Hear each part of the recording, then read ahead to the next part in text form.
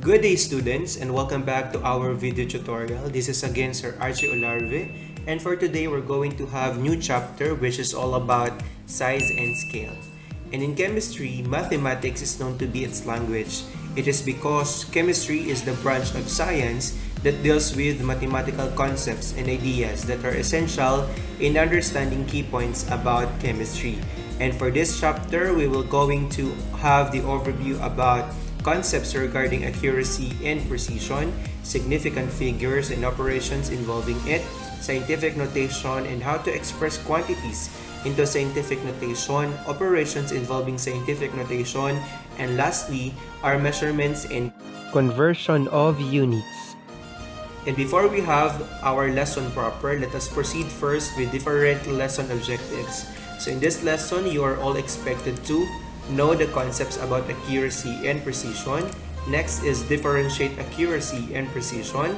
Third is know the significant figures and familiarize with the operations involving it.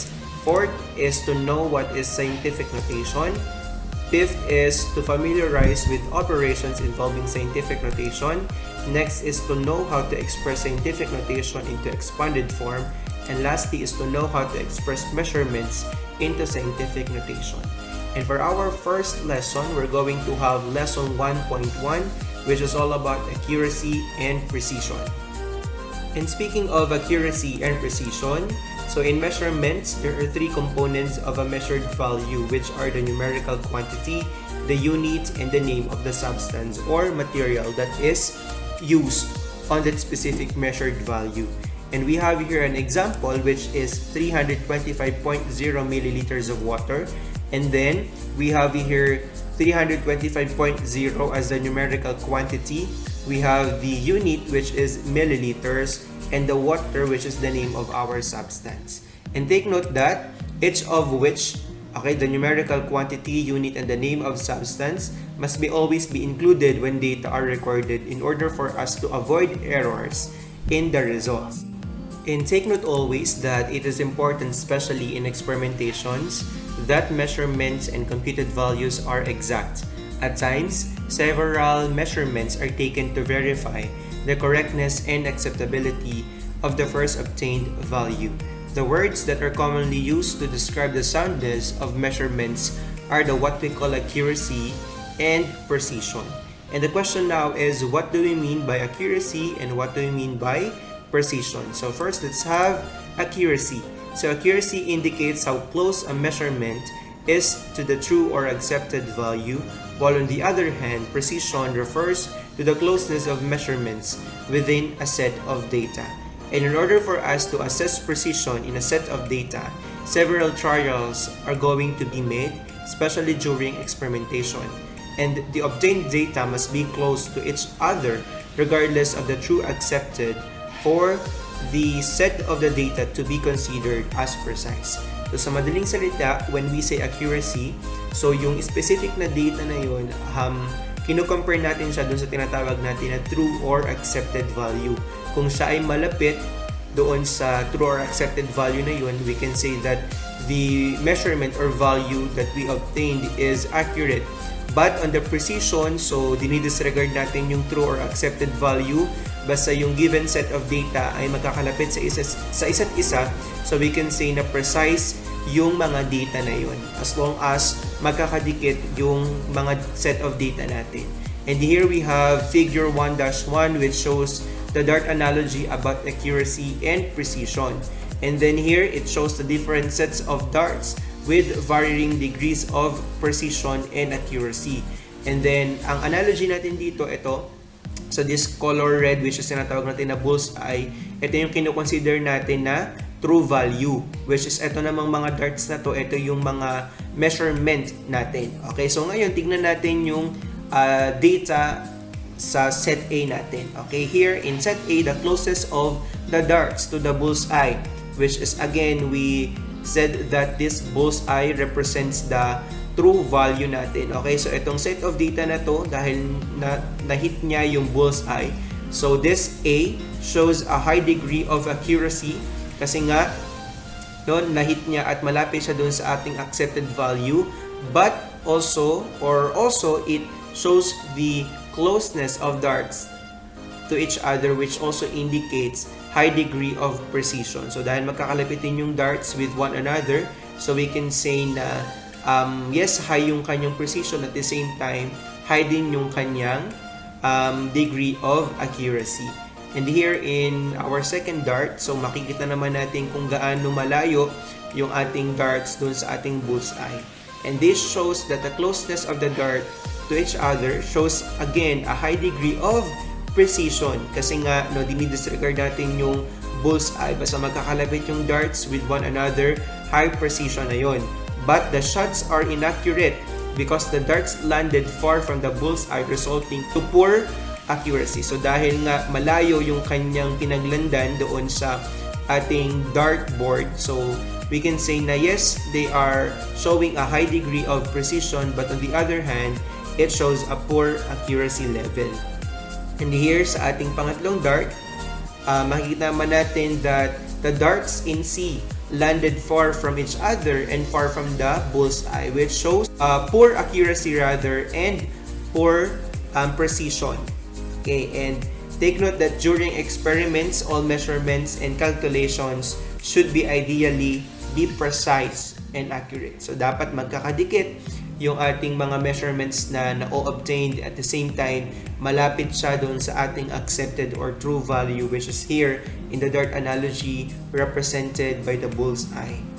So that's lesson 1.1, which talks about accuracy and precision. Now let's proceed with lesson 1.2, which talks about significant figures. So what do we mean by significant figures? So significant figures, which is also known as the significant digits, are digits and values that carry meaningful contributions to the measurement, resolution, or precision of the measurement. So sa madaling salita, no, in a given value or measurement, so titingnan natin yung mga digits na present doon at i-identify natin alin dito yung mga digits that will really give meaningful contribution to the measurement of that specific value in order for it to be considered precise and accurate. And okay, moreover, so there are different rules in order for us to count the number of significant figures or yung value digits na magbibigay ng meaningful contribution in a given measurement, and these are as follow. So we have actually 4 rules, and what are these? So number 1, all non-zero digits are significant. So when we say non-zero digits, so these are digits except from 0. So lahat ito, 1, 2, 3, 4, 5, 6, 7, 8, and 9. So we have here an example. A is 1, 2, 3, 4 milliliters, has 4 significant figures. Bakit? Kasi sabi natin in rule number 1, all non-zero digits are said to be significant. Dahil ang 1, 2, 3, and 4 ay non-zero digits, so therefore they are all counted and treated as significant figures. Second value, we have 100 grams. So here we only have one significant figure. Why? Because we said that 1 is a non-zero digit, so therefore it is significant, and we can say that 0, 0 here is not significant, so therefore ang makakount lang natin na number of significant figures ay isa. But take note of this, na hindi laging insignificant si 0.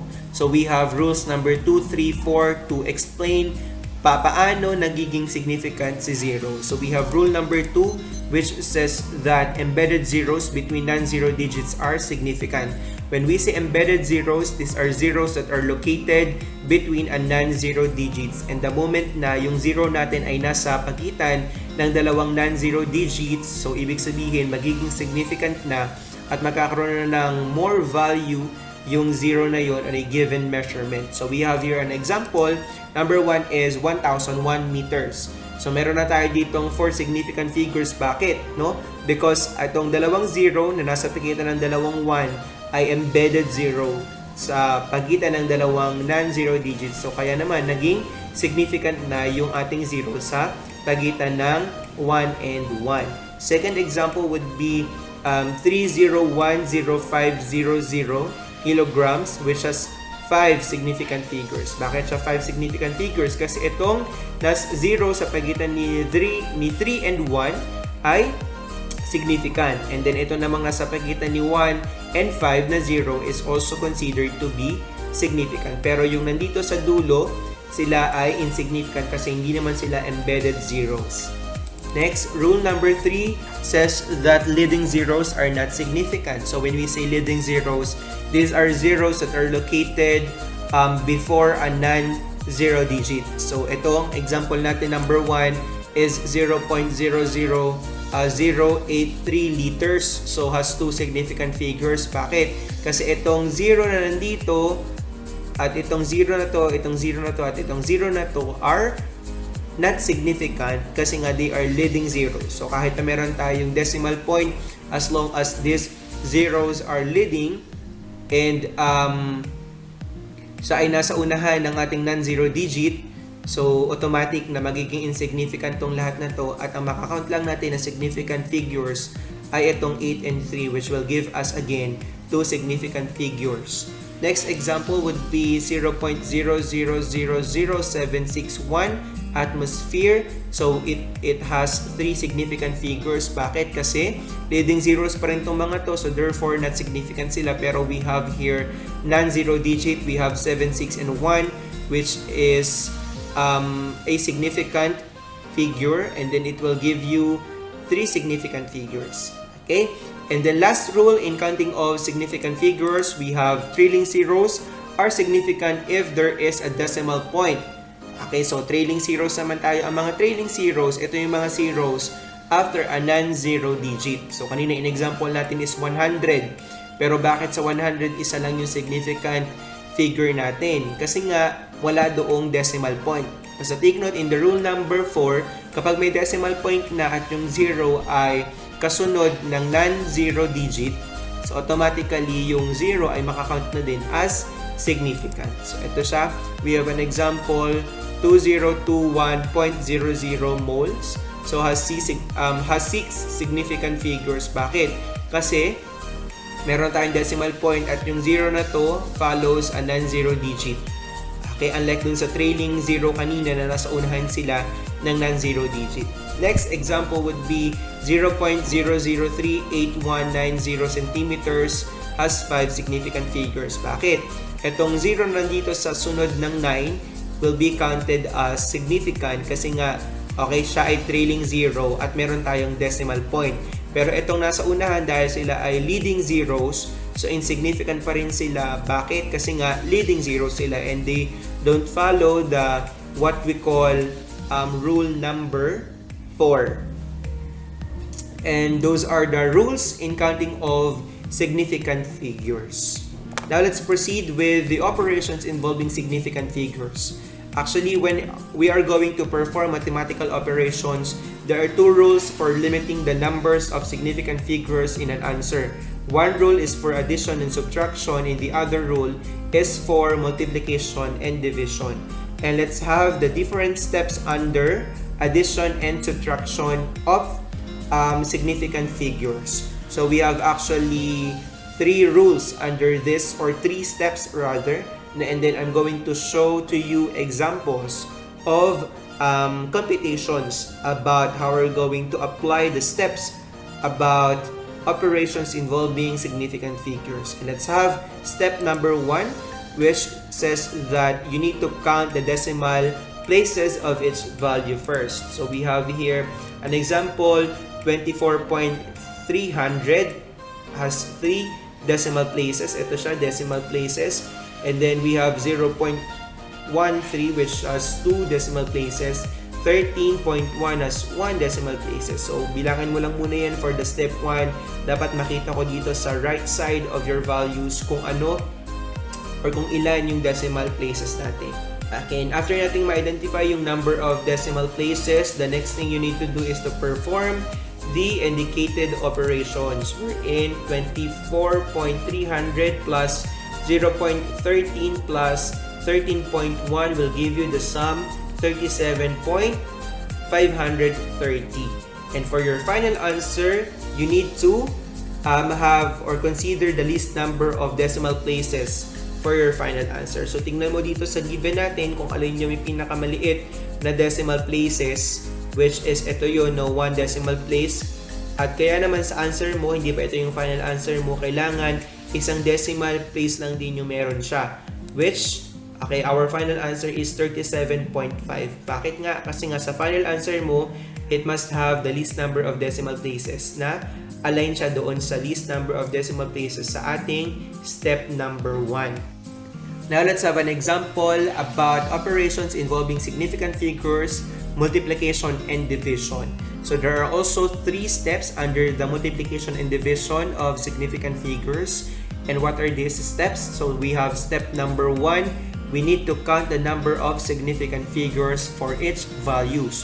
So, kung kanina sa addition and subtraction, ang binibilang natin is the number of decimal places. This time, the thing that we are going to consider is the number of significant figures for each value. So just apply the concepts that we have learned earlier about the rules in counting of significant figures. Kasi essential yun para malaman mo yung number of significant figures ng bawat values. And for our example, so we have 48.030. Okay, ilan yung significant figures ito? Meron siyang 5 significant figures kasi ito embedded 0. Ito naman ay trailing 0. And then meron tayong decimal point dito.